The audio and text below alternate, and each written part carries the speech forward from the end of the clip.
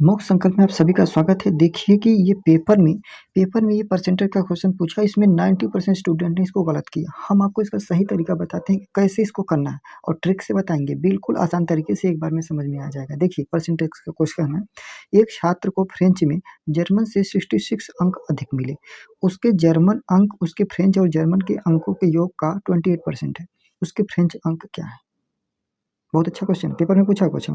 तो पहले देखिए इसी टाइप कह रहा है 28% है, तो 28% का फ्रैक्शन वैल्यू निकाल लीजिए। 28%, 4% 1/25 होते हैं। तो 28%, ठीक है, 4% 1/25 होता है।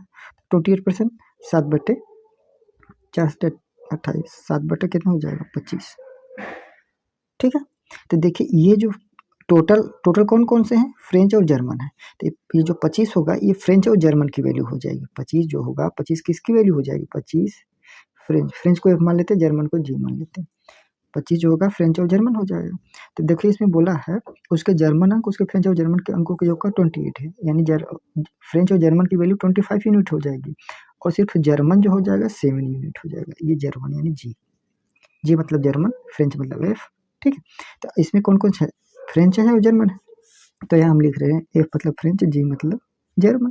तो देखिए जर्मन का कितना है 7 यूनिट और फ्रेंच और जर्मन टोटल जो है वो कितने हैं 25 है, ठीक है।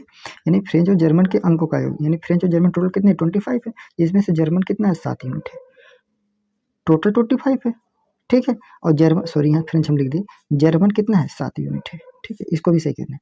तो अब सोचिए जर्मन अगर 7 यूनिट है, टोटल 25 है, तो ये कितना हो जाएगा फ्रेंच। तो 25 में से अगर 7 माइनस कर दिए तो फ्रेंच निकल जाएगा। तो 25 में 7 गया, कितना बचेगा 18। इसको सही कर देते हैं, गलत हमने लिख दिया, इसको 18 बना देते हैं, तो ये 18 हो जाएगा। यानी फ्रेंच का जो है नंबर 18 हो जाएगा फ्रेंच, और जर्मन कितना हो जाएगा 7। यही इसका रेशियो हो गया। तो सवाल में बोला है कि एक छात्र को फ्रेंच में जर्मन से 66 अंक अधिक मिले, यानी फ्रेंच में जर्मन से कितना नंबर ज़्यादा मिला। देखिए फ्रेंच को 18 नंबर मिले हैं, जर्मन को 7 नंबर मिले, तो एक दूसरे की कितना ज़्यादा है, तो 18 में से 7 माइनस कर दीजिए तो 11 यूनिट ज़्यादा हो गया। सवाल में कह रहा है 66 यूनिट ज़्यादा है, यानी 11 की वैल्यू कितनी हो जाएगी 66। तो 1 यूनिट की वैल्यू यहाँ से निकाल ली, 66 डिवाइडेड बाई 11। देखिए हम एक चीज़ बताएंगे लेकिन बिल्कुल आसान तरीके से बताएंगे, ठीक है। 11 के 11, 11 छक्का 6, थोड़ा सा टाइम लगाएंगे लेकिन आपको पूरा बताएंगे। एक यूनिट की वैल्यू कितना हो जाएगा 6। तो सवाल में देखिए क्या पूछा है, सवाल में पूछा है कि उसके फ्रेंच अंक क्या है, फ्रेंच कितना है 18, ठीक है। 18 यूनिट की वैल्यू, तो 1 यूनिट की वैल्यू 6 है, तो 18 यूनिट की वैल्यू तो आप निकाल ही सकते हैं। तो 18 यूनिट की वैल्यू अगर यहाँ से निकालेंगे तो यही निकालेंगे 18 यूनिट की वैल्यू, यही पूछा है ना। फ्रेंच फ्रेंच तो 18 यूनिट की, 18 यूनिट की वैल्यू 18 गुणा कितना हो जाएगा ये 6, 18 छक्का 108, ठीक है। यानी कि फ्रेंच को कितने मार्क्स मिले, ठीक है 108। समझ पा रहे हैं। अगर आपको बताया हुआ हमारा तरीका अगर अच्छा लगा हो, ठीक है, समझ में आया हो, तो वीडियो को लाइक करें और चैनल पर अगर नए हैं तो सब्सक्राइब करें। इसी तरीके से क्वेश्चन को बिल्कुल ट्रिक से और बिल्कुल आसान तरीके से समझाते हैं, ठीक है। तो देखिए ये चीज़ हमको लगता है कुछ कम समझ में आया होगा, तो इसको एक बार फिर से बता देते हैं। 28% की वैल्यू होती है, क्योंकि 4% की वैल्यू जब निकालनी होती है, 4% की वैल्यू 1/25 होता है।